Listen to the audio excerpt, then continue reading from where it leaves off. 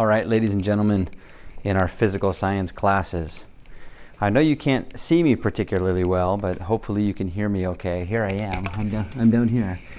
We're going to start a lab, and in order to do that lab, you're going to need some data. We're talking about radioactivity and this idea that an atom might be unstable, and if it's unstable, it will radioactively decay, which basically means that it will change and break down into two simpler and more stable atoms or elements from the periodic table. In order to simulate that, we can do it with something relatively simple like dice. These are very small, but they are a six-sided die, and they have 1, 2, 3, 4, 5, 6 as a number. Okay?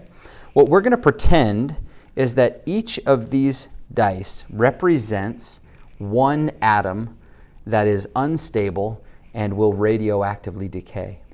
And how we're going to represent that is we're going to roll the dice, and every time a 1 pops up, we're going to remove that dice and say that atom has now radioactively decayed into something else. It's more stable, and it's gone.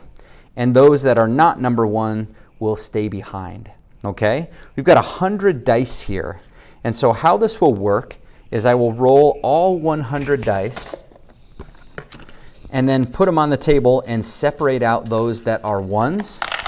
And I'm going to leave the 5s, the 6s, the 4s, the 2s, the 3s, and only remove the 1s. And this is our data collection here, okay? So I will not make you sit through the entire process. I'll just share the data with you after I show you how it works. We shake them up, we roll them out, and we have all of our dice on the table here, okay? Now, if you look carefully, we have probably every number represented here, but here's a 1. That's an atom that has decayed into something more stable and is radioactively decayed. It's gone. I separate out over here these ones. Those are 1s. I'll set them here where you can actually see them. And I'm going to leave all the others. So you notice that there's a 1 in 6 chance of the 1 being rolled on any one of these dice, on any turn, right?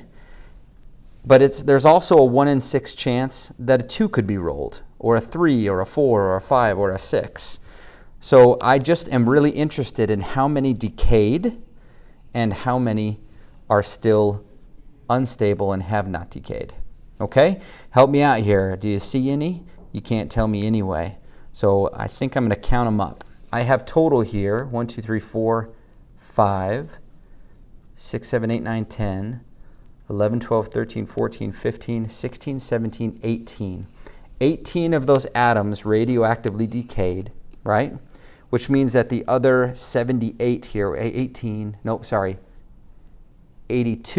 whew, it's been a long time. The other 82 are still here. These will go back into our tub.